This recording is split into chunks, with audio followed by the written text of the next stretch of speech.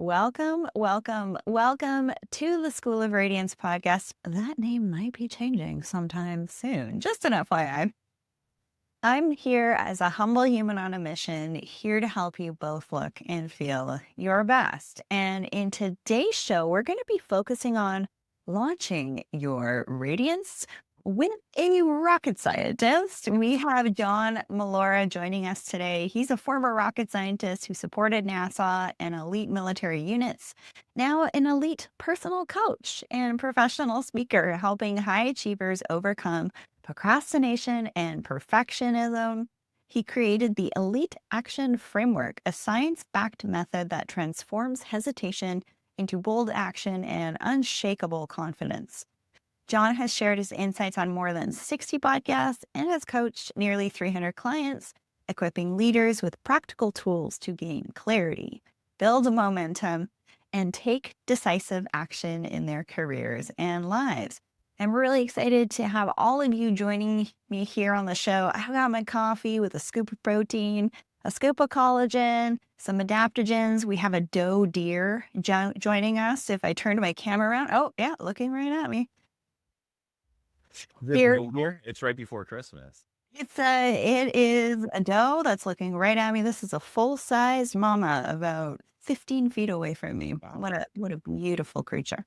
It's a pleasure to have you here joining us on the show, John. Tell us a little bit about yourself. How's your day going? And of course, what is Radiance to you? Yeah, well, thank you so much for sharing this time with me and inviting me to speak to your audience. And it is coming towards the end of the day here. There are no deer outside my window, just maybe a rogue squirrel or two. I'm in coastal Delaware in the U.S., right on the coast of the Atlantic. And it's coming towards the end of the day. So this is the last thing before we ease on into the evening and make a healthy home cooked meal here. And what Radiance is to me is, being former space nerd, I always think about space, right? So I think about the sun with Radiance. And the sun is, way far away from us, but yet we can feel the heat from it. We can feel that warmth because it radiates through all that cold, dark space until it comes to us and helps life on our planet. So radiance to me is just that transfer of energy. A lot of times that warmth that you don't even really need to be in physical contact with, that it's just able to be perceived. You know what's interesting? Well, I mean, number one, it's hilarious that we literally have a live audience with this beautiful, majestic animal that's probably feeling itself before it wraps it up for the rest of the day and takes a snooze at night. But it's really interesting you mentioned the heat. Now, I love to go through my daily life and engage with people and see how people respond to me, how they open up. Do they feel safe around me? Do they open up? And I see that all the time. One thing happened just 2 days ago. I was actually at the gym and someone walked behind me and they're probably about 4 feet away. And I actually physically felt heat on the upper left part of my back. And so when we think of magnetism, we think of aura, we think of radiance, you actually mentioning heat is very timely right now because I actually have that experience. Like that's far enough away that I shouldn't be able to pick up their body temperature. Right. And essentially, I felt a warmth from that individual, no interaction, no contact. And so I notice when I engage with people how I feel around them. Yeah. Does my body feel relaxed? Does it feel warm? Or does it feel tense? Right. And for everybody tuning in, I reached out to you because you were collaborating with someone else who's been on the show a couple of times, Leslie Logan, discussed Pilates and the beautiful benefits of mobility for the body. And I have to say, John, you're an accomplished man. You're in a really happy marriage. You're all about teamwork. And I saw the way that you speak. Hmm. And I saw that good stuff. I saw that radiance. So tell us what you're all about. And, you know, specifically, maybe what are some of the first things that we can focus on? Like top five, maybe throw an extra one in there if you want, on how we can launch our Radiance now. Yeah, yeah, great question. And because we're talking about elite performance, I'm going to give you one more instead of just five. I got six, and it's my six pillar framework for unshakable confidence. And one of the first things I like to start with is legacy. And a lot of times, obviously, legacy is something that happens, further out. But it's so important for us to talk about legacy in the present moment, because that legacy, that North Star that we're setting for ourselves, that's actually what's going to enable you to make the hard choices in the moment. Whether that's going to the gym, doing a cold plunge, waking up early, having that critical conversation with someone, having that North Star, that legacy mindset of where you want to be and what kind of life you want to have, that is what can enable you to move forward. Because a lot of times people ask a very natural question, but it's a question that keeps them stuck. And a lot of times people ask the question is, do I want to do this or don't I? Right? Do I want to go to the gym? Do I want to eat healthy? Do I want to have that conversation? And that keeps you stuck a lot of times. But when you have that legacy mindset, that North Star mindset, then you can ask a better question and say, instead of do I want to do this or don't I, ask, is this decision going to keep me stuck where I'm at? Or can I make a decision that is going to move me closer to that North Star to help that legacy effect? So when I meet the future version of myself, they're excited to meet me. So first of all, that's what I always like to have people do, is like figure out what that North Star is for you, because then you can ask that question in the moment. Can I do something that's going to help me work towards that? Legacy is a huge part of my mission, especially for me, having those kiddos in the next little while, really taking care of my body, Right. getting my mind right, body, mind, spirit, energy, just being the best version that I can be. And so when we're, that top 1%, we might think of the kings and the queens, right? They got a big legacy. And definitely with my great grandmother, my great great grandmother, I come from a really cool line on the feminine. So I got some big shoes to fill and some really great things to talk about. And hearing you speak to legacy, that North Star, that purpose, that like inner calling, Yeah. what is that like for people? Or like what tips do you have to help us tune more into that? Yeah. So a lot of times we find ourselves so much on just autopilot. We're just going through life. We're doing the motions. We're, taking the kids to school or going to work or doing the thing. And we're just on autopilot and life is just kind of happening.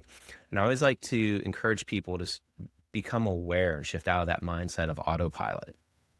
So we can be aware of what is around us, aware of what lights us up. Like that awareness you spoke about, the gym was amazing. And then the key, once we switch into awareness, what we need to be very conscious of is once we become aware of our thoughts, our feelings, our actions, what we're doing, we need to make sure that we're not turning that awareness and weaponizing it and being judgmental about ourselves. Because when we're aware and judgmental, that's where the critic lives. And that's where, we beat ourselves up from the inside. So instead of being aware and judgmental, I would say, let's be aware and let's be curious. Let's take on like a seeker mindset. So as we're doing that, that brings us to our second pillar, which is once we have this legacy mindset and we're working on being aware, it's confidence. And a lot of times confidence gets a bad rap. When someone hears someone's confident, a lot of times the default can be like, oh, that person's confident. I bet they're just going to be all about themselves. They're going to be egotistical. And that's not actually confidence. Arrogance a lot of times gets misinterpreted, or, confidence is misinterpreted as arrogance. Arrogance is all about puffing your chest up and using your maybe your physical stature, your education, your position in the world to make other people feel bad and gain power over them. That's arrogance. True confidence, what that is a belief in your own abilities. Belief in your own abilities. And the way you can actually generate true confidence, I talk about unshakable confidence, is not by getting the awards, not by getting the medals, the relationship, the job, like all the things that we normally think that are going to help our confidence. What erodes people's confidence from the inside, Rachel, is when we don't keep commitments to ourselves. We're probably very good at keeping commitments to other people. But when it comes to keeping those promises to ourselves, we think, well, no one's getting hurt but me. So we break promises all the time. And our brain pays attention to every little promise you break until eventually it just doesn't believe you're going to do what you say you're going to do.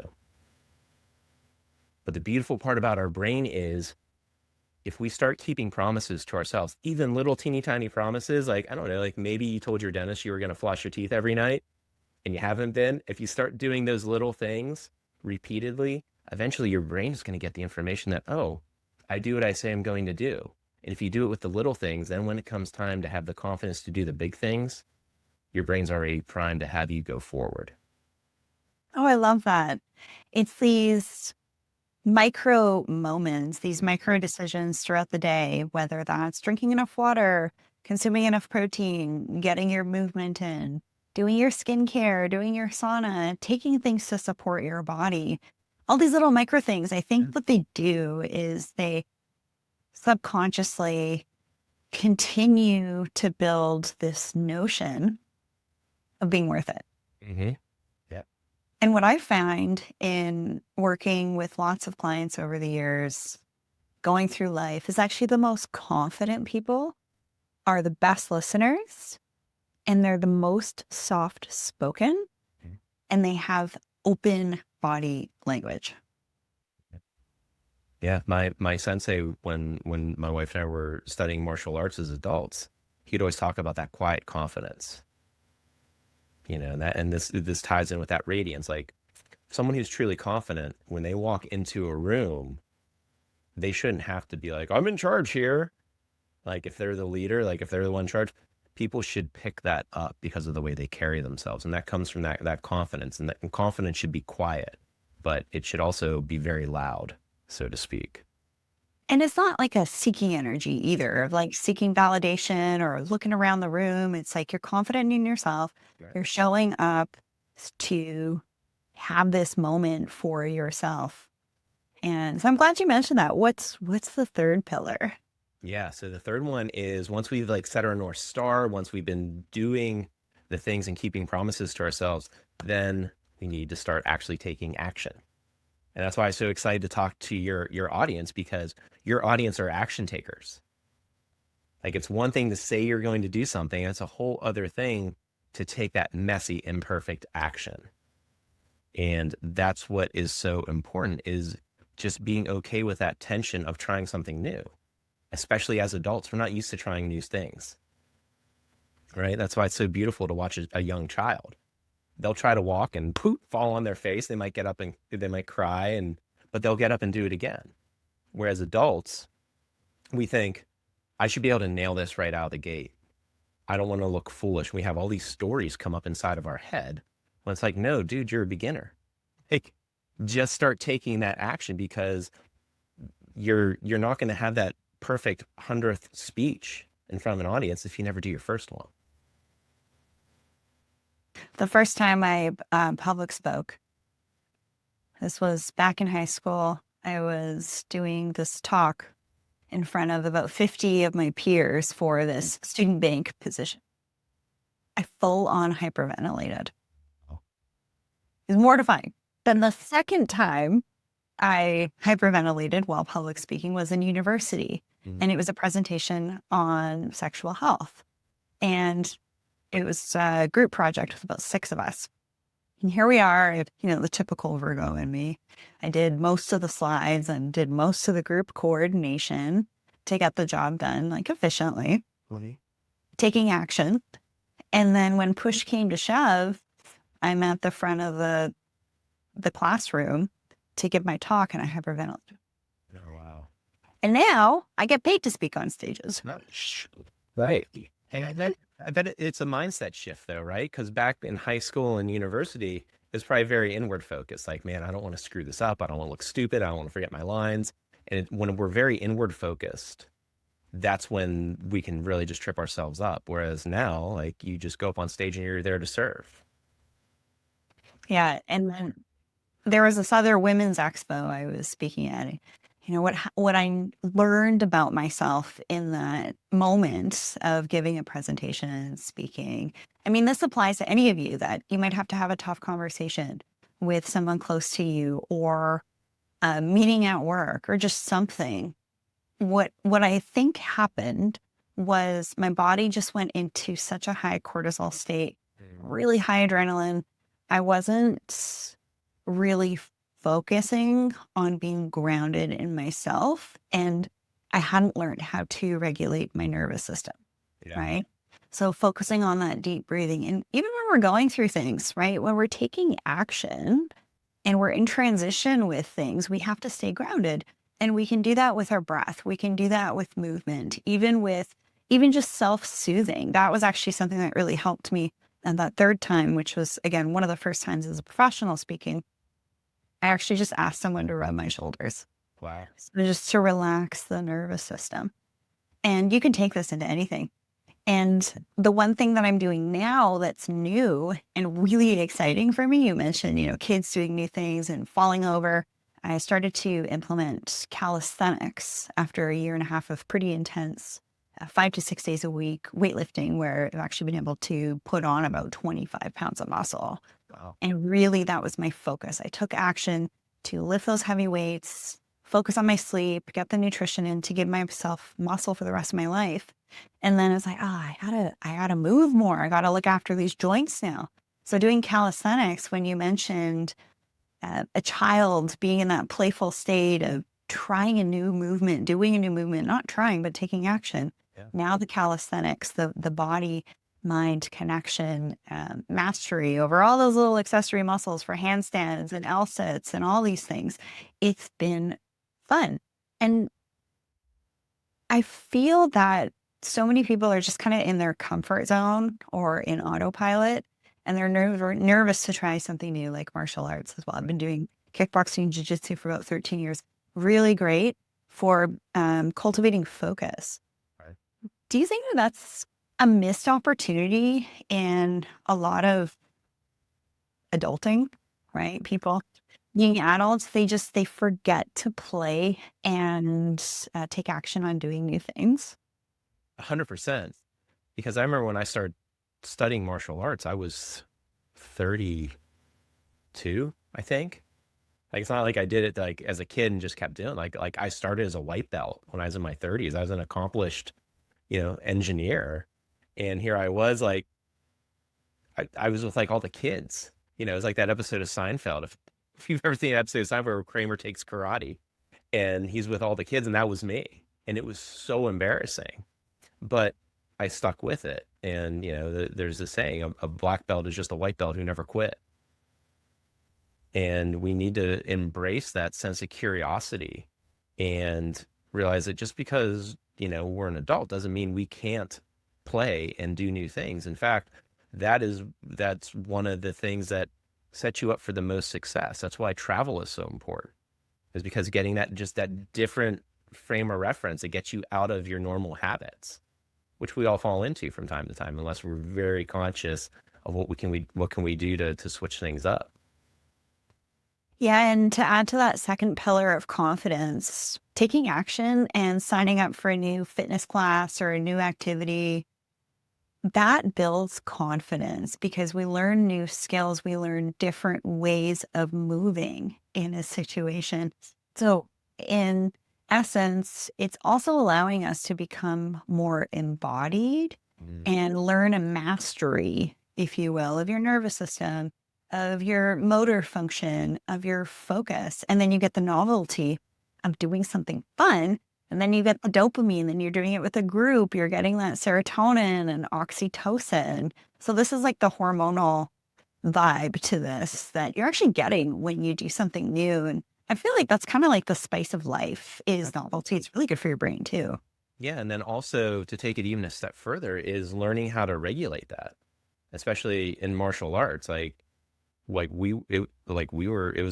combative. Like we would spar, we would fight, we'd square off against people, and being able to control your nervous system when it's doing what it thinks it's supposed to be doing is like I'm like freaking out. it's like being able to maintain presence and be like, no, I'm not actually under true threat right now. Let me breathe, and let me stimulate that vagus nerve and activate the parasympathetic nervous system. All that stuff flows together, and that is doesn't matter if you're in a martial arts sparring arena having a conversation that's critical, or you're in a boardroom. It's all the same physiology. It's a matter of being able to recognize those emotions, because our body's always talking to us, right? Whether it's the sweaty armpits or the tight feeling in the chest or the butterflies in the stomach, like those are all things to be aware of.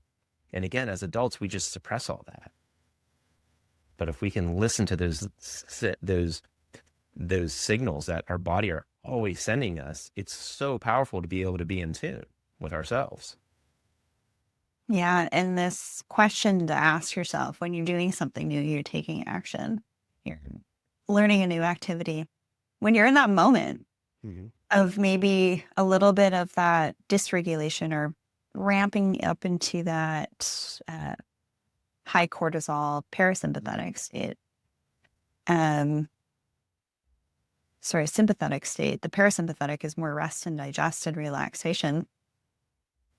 But to ask yourself the question, what's coming up for you Yeah. when you're doing something new? And it's like this layer of self-exploration, of knowing ourselves more. There's a lot of power to that. Yeah. And because a lot of times what we can do whenever we're curious like that and ask ourselves questions, can be like, well, this is new. Yeah, I feel a little on edge right now. And that's okay. And then we can really step through and be like, okay, what am I really scared of? Is it I don't want to embarrass myself in front of people. I'm so used to being in control, and now I'm not, or like I feel like I'm out of control and it's freaking me out. Then you can really step through what's actually happening there. And when you are able to do that, and instead of like taking action then stopping, like you're able then to start engaging my fourth pillar, which is once you get into action, is momentum. Because it's one thing to get started, and then it's like we stop. And then it's a lot of effort to overcome that inertia of us stopping and get going again. So that's why my fourth pillar is once you get moving into action and you start generating that confidence of doing what you said you're going to do, then keeping that momentum going. And one of my mentors, Tim Hahn, always said, never leave a place of momentum without action. Like never get going and just think like, oh, it'll all take care of itself. Like get yourself moving, then figure out like, okay, what's my next action so I can keep the momentum going. Yeah, you're so right. It's that comfort. Comfort is where dreams go to die. I mean, okay, there's another flip side to this. It's having a peaceful life. I'm a huge fan of this concept for enhancing our radiance, for slowing aging, is to have a peaceful life with your foundations. Mm-hmm. Speak to how momentum during that, enjoying life, having that peaceful state can look and be healthy for us.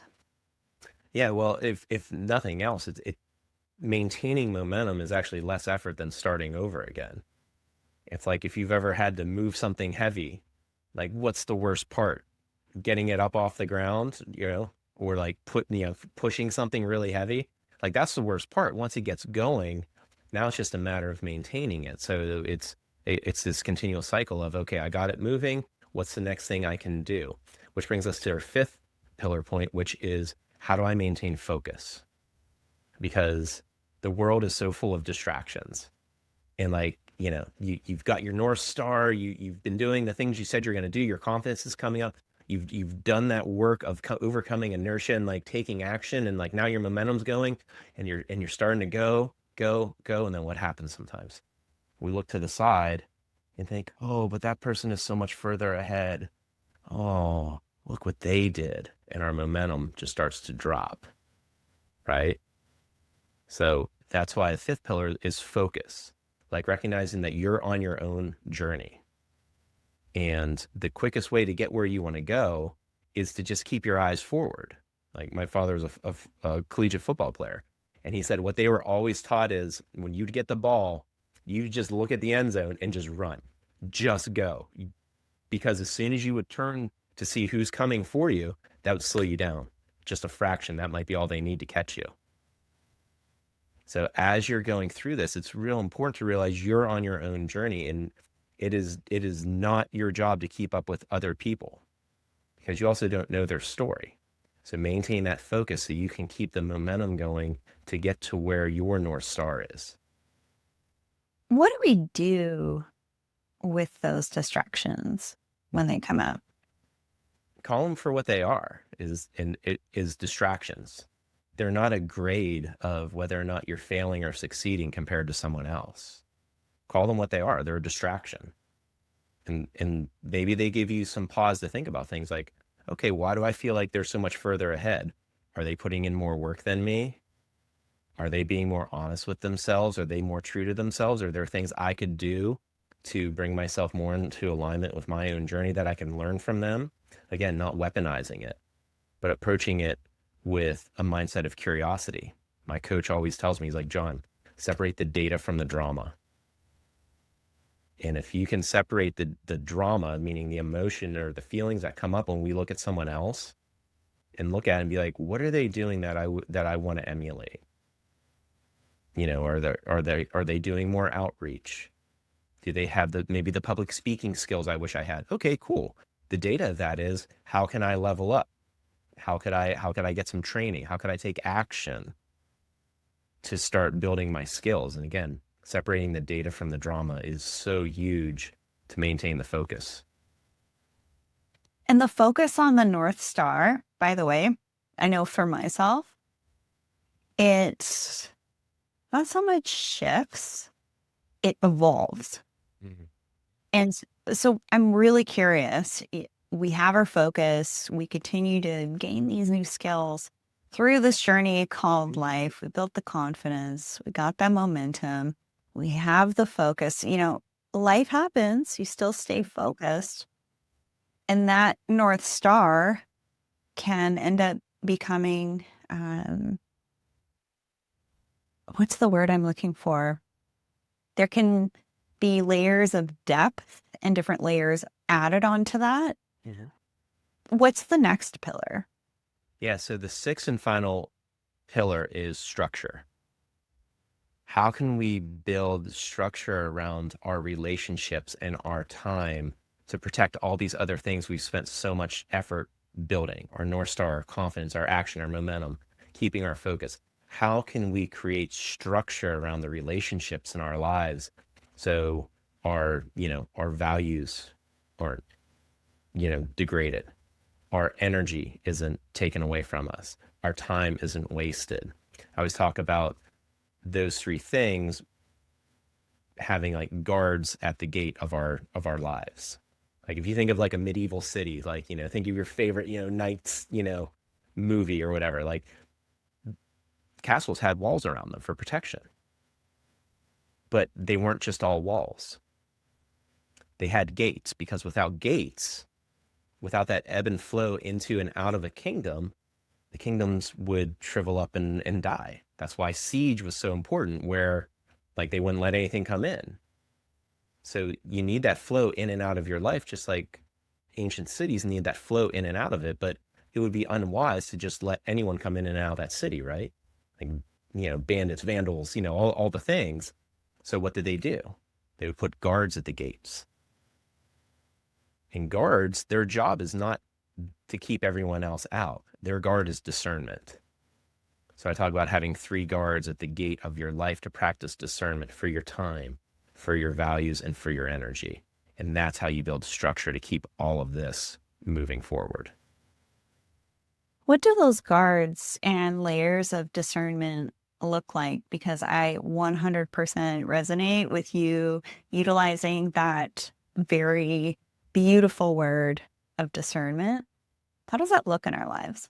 Yeah, so that's where, I work with people like in my course, I give them the frameworks for this, and I'll share some of the scripts with you right now that I share. So like if we think about work, like that's a great place for boundaries to be infringed upon, right? Our time and our energy, for sure. So it's not just as easy as if someone comes and asks you to do something, they'd be like, no, I'm not going to do that. Like that puts stress on relationships. So then it's having the scripts and the frameworks to say, like, if someone were to come ask me to do something, and by the way, I'm a recovering people pleaser. So a lot of this is from my own journey of just being very apt to just saying like, yeah, I'll do that. I'll do that. I'll do that. I'll do that. And you're trying to sort Oh, everything together. you were the nice guy. I was a nice guy. I was a Yeah. nice guy until I wasn't, because I'd become so overloaded and stressed out and feel like no one was appreciating me, and lose my cool before I learned all these skills. So instead of just saying like yes to everyone or just like no to everybody, there's a lot of interim steps that we can do. So for example, if someone came to ask you to do something, you say, first question, when do you need this by? I found I never asked that question. Someone would be like, hey, John, can you do XYZ? Yeah, sure, no problem. And I would take it and like drop everything I was doing because I wanted to be the nice guy, and I would do the thing, and I'd show up and be like, here you go, Carl. And he'd be like, thanks, I don't need this for like 3 weeks. And then I'd be all mad because I'd be like, well, why didn't you tell me? Well, why didn't I ask? Right? What's responsibility I should have had? So asking that first question, when do you need this? If you don't truly have the time, communicate and say, I don't have the time. However, I can give you 20 minutes to get you started. Or maybe I could introduce you to Stacy. Stacy's a whiz at this. She could help you probably. Figuring out ways to honor your values, your time, your energy, and still being able to serve other people. So those are just a few things that we talk about in my course. Oh, I love that. It's a little bit of negotiation, it's a little bit of delegation, the planning around how much energy you have. Right. And also, I love what I read in your bio about overcoming procrastination and perfectionism. The comparing ourselves to other people and what their life looks like and their journey can be really like crippling for some people and disheartening. And I would just love for all of you to remember this, that perfection doesn't exist, No. but persistence and discipline do. And having discernment, which is just such a beautiful word. I love that word, discernment. Feel into your body how you feel when someone asks you to do something, what feels good to answer. And it's funny because somatically, our gut will have that inner knowing or instincts of what a good response is that feels good for you before your mind does. So when someone asks you a question, what's the first thing that comes up for you and how to respond to that? And then to pause and just kind of like consider, don't just say the first thing that comes out of your mouth, like really consider all those different layers that John mentioned to all of you. What words of encouragement do you have for everybody who's listening and tuning in? Lots of different backgrounds, but really everybody's here to learn how to both feel and look their best. And I absolutely love that you have the background with former rocket scientists who supported NASA, elite military units, because a lot of these methods of essentially being the 1%, us as biohackers are utilizing it. It starts in those industries, then it makes its way into the more commercial space. But what advice do you have, like a closing sentiment, if you will, to help more people both look and feel their best? Yeah. So consistency is key. And it's those small little steps and those micro decisions, like you said, that you make, day to day, hour to hour, minute to minute, moment to moment. It's those steps stacked up that get you to operating at an elevated standard. Because at the end of the day, the difference between regular and elite, it's not that elite people necessarily do different things. Like if you think about an elite athletes run, mediocre people run too. What's the difference? It's the standard that they operate at. So if you can raise the standard that you operate at by doing these little decisions and just consistently taking action on these things that are going to build this up, that is the true key. And that's sustainable because small actions are what build big results. I like this very masculine, logical approach you have with your six pillars, right? And this is a beautiful masculine approach to radiance because it essentially, I feel that radiance is cultivated through mastery of lots of different body systems, taking care of your body. Also, the mental component is really key to be adaptable, not moldable, but adaptable to be resilient. And in this journey of personal development, learning all these new things, learning more about yourself, you want to focus on taking care of your adrenals. And today's sponsor is Organifi. They make incredible adaptogens, including ashwagandha, amla bacopa, lion's mane in their various products, the green juice, the glow. The glow juice is great for skin hydration. And they have also the Shilajit gummies for minerals and cofactors to help your body do all these beautiful processes. Creatine for cognition, for also muscle growth and performance. And of course, collagen for helping our soft tissues and our skin be more pliable and glow. And you can pick up all these beautiful products from Organifi over at Organifi.com/Varga. Use promo code Varga and save 20%. I know for myself, when I've gone through stages in my life where it's kind of my own hero's journey, Yeah. I'm learning more about myself. I overcome an obstacle. I build that confidence on the other end. Or even things in life shifting around to make space for something launching, maintaining that momentum. We definitely need to care for our bodies, and especially the minerals and the adaptogens. When I look back, I really don't think that I would have made it through with the health and resilience that I have now if I didn't put that attention on my adrenals.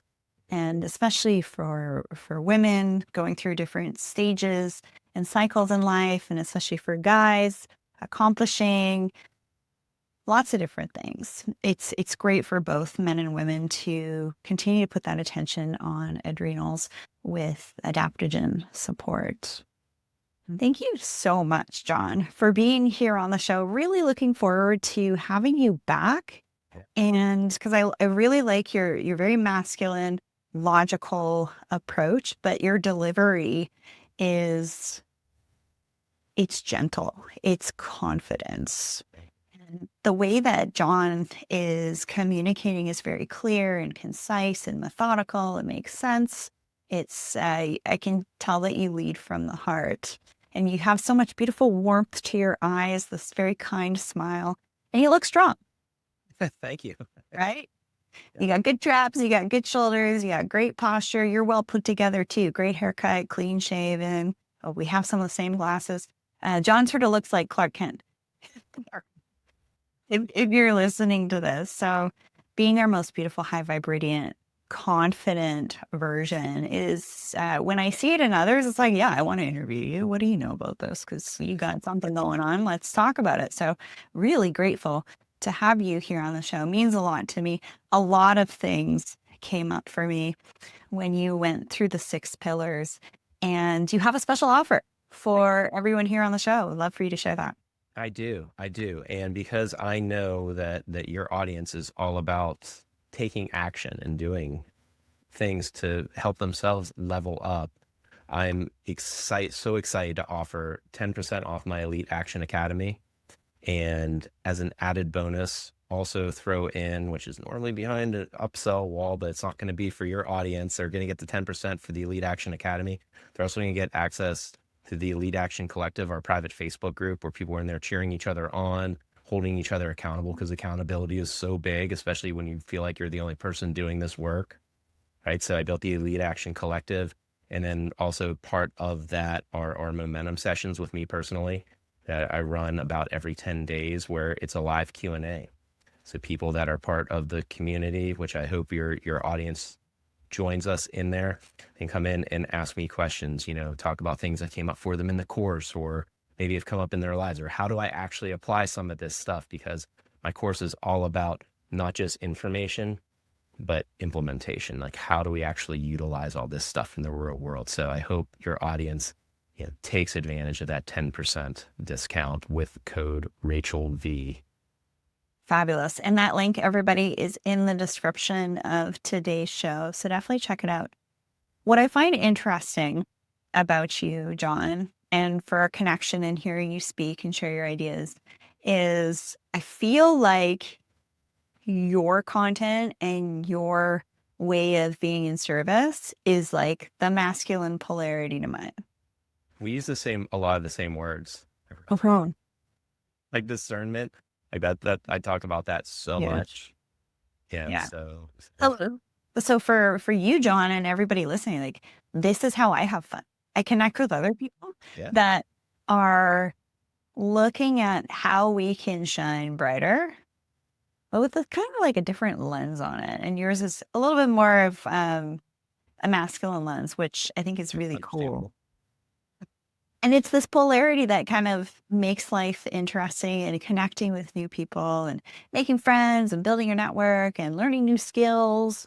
This is the fun part of life. So of course you got to master your skincare, you can do some rejuvenation, look after your body, but also continue to strengthen and cultivate your mind and add to your toolkit that's going to serve you in navigating life and especially keeping up with that momentum. I'll end with this is especially as an entrepreneur, when I launch something and, it's successful, it goes really well. It's like, oh, I want to take a little bit of time to just enjoy this and have some fun and have some peace. And what's funny is when I do that in that taking action and momentum stage is I end up having this additional layer of like, that's where the creativity actually lies is when I have fun and when I have that peace. So I fully give you all permission to have some fun, go out there, do different things. You're going to learn about yourself. Things are going to come up. Just ask yourself in everyday situations, what's coming up for me? Become your own life explorer of yourself. And it'll actually really help you in kind of slowing down and feeling into what feels good for you, the discernment piece. What are those gatekeepers that are there to keep you safe? And even consider what other people's might be when you're in connection with them to have better connections, right? Being quiet enough to listen to how they respond, what they say, how they're showing up. Because I think a lot of people, like, we just all want to look good in front of each other. We don't want to look bad. And so we still need to stay on our mission and on track with our purpose and our North Star. And this stuff is just so cool for me. The personal development things, I usually do one big personal development thing a year. And otherwise, we just kind of like flatline, right? You get the momentum, the rocket launches. Oh, it goes up. Okay, well, you kind of need to add more fuel to that, more inertia to keep it going. So thank you so much, John. Where can people find you on social media as well? Yeah. So I have a pretty unique last name, which, by the way, you did an absolutely phenomenal job of pronouncing it. So it's John Mollura on Instagram, Facebook, YouTube, LinkedIn. My teenage daughters are trying to get me on TikTok, so maybe she'll find me there. But just John Mollura, if you type that up, I show up, and my website's johnmollura.com. But I know team's gonna have a great job with all the links. Yeah, really excited to have you back on the show, hopefully in another maybe even 2 months or so to continue to explore this, because the show is all about exploration of how we can both look and feel our best and become our most radiant, confident versions, which you speak to very eloquently. So thanks everybody for tuning in. Also, thanks to the beautiful Mama Deer doe that joined us live here. Very fun, always amusing here in my yard with the squirrels on the oak tree. And I hope you all enjoyed your adaptogens that you were sipping on today in today's show. And thank you so much, everybody, for being here. Be sure to learn more in the show notes of ways I can support you. Download my free skincare checklist at skincarechecklist.com.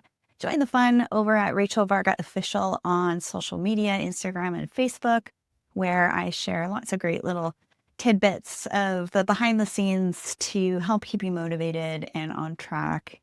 And just enjoy life, have fun, look great in the process. See you all again right here on the School of Radiance podcast. Thanks, John. All right. Thanks, Rachel. Bye-bye.